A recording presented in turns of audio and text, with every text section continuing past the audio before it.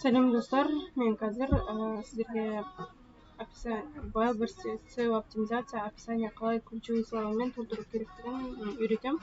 Яғни автоматически программаның өзі жасап береді, сіз ключевые слованы берсеңіз болды да. Ол үшін мына жерде notion.so деген сайт бар. notion.so. Осын басқаннан кейін автоматически осы бет ашылады. Сіздерде менде русский емес, английскийде тұра берсін. Одан кейін логин. Ол жаққа логинді басқан кезде через Google сіздерде логин пароль бар. Сол через Google почтамен кіре салған дұрыс. И осыны таңдаймыз. Почталарыңыз таңдайсыздар былайша айтқан кезде. И сіздерде автоматически сайт ашылады. Осылай ашылды. Мадина Семиханова дұрыс па? Осылай тұрады. Осы тұрғаннан кейін мына жерде Getting Started деген тұр.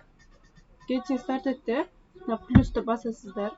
Басқаннан кейін осындай бет ашылады. Осыдан кейін Start Writing Wizard деген тұр. Осыны басамыз екінші тұрған. И осы жерге жазамыз. Бұл искусственный интеллект, яғни өзі жасайды деген сөз. Напиши описание. Маған сыворотканың описаниесі керек. Сыворотка қазір. Напиши описание сыворотка, используя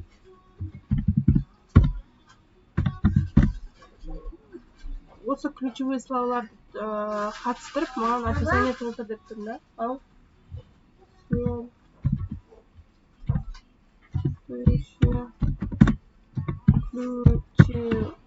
ключевые слова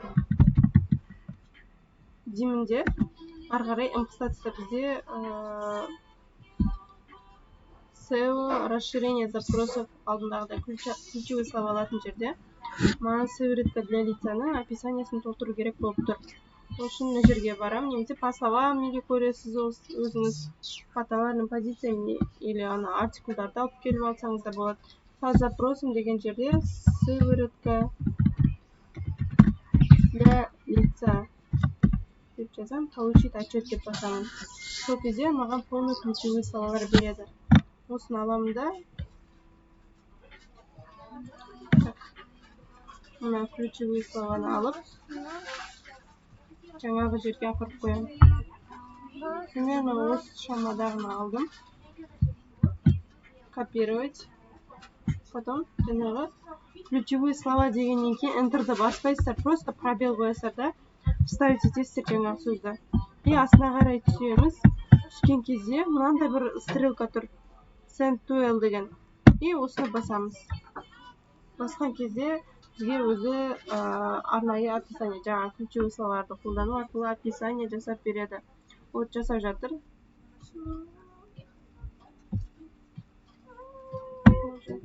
Кішкене ғана описание жазды, бізге. Farmstay сөздерін қолданып, мына жерде Lemon, Farmstay, Bloom, Veza деген ағылшынша Mixit деген брендтерді алып тастаймыз да, қазақша қылып жаза саламыз қазақшамен. И вот осындай жазып бергеннен кейін Continue Writing деген бар. И осыны қайтадан бассаңыздар, қайтадан ключевые словамен описание сіздерге жазып дайындап береді. Ну, ұзақ түрінен жазып береді былайша айтқан кезде. Бағана қысқаша түрін жазған болатын.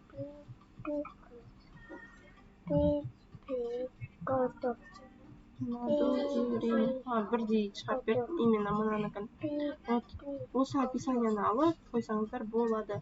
Бірақтан да мына жерде label дегендерді орысша шрифтпен жазып тастаған дұрыс негізінде. Дәл осылай бренд сөзді алмаймыз. Cora, label, ағылшынша Mixit, Farmstay, мына сөздерді алмай қойған дұрыс. Осылай ключевые слова аламыз. Бұл бір кірген, бір адамның кіргені 20 запросқа ғана рұқсат береді. 20 запростан кейін ол платный болады. Ол үшін осы Мадина Семиханова деген үстін басамын да, менде мына мен бір рет қолданылды, мына мен бір рет қолданылды. Одан кейін екеуінде де екі аккаунт ашып қойдым мен мына жерде. Екі аккаунтта да 20-20-дан 40 рет қолданып болғаннан кейін мына көпніктен, үшніктен басамыз. Join Create Workspace деген басасыздар да.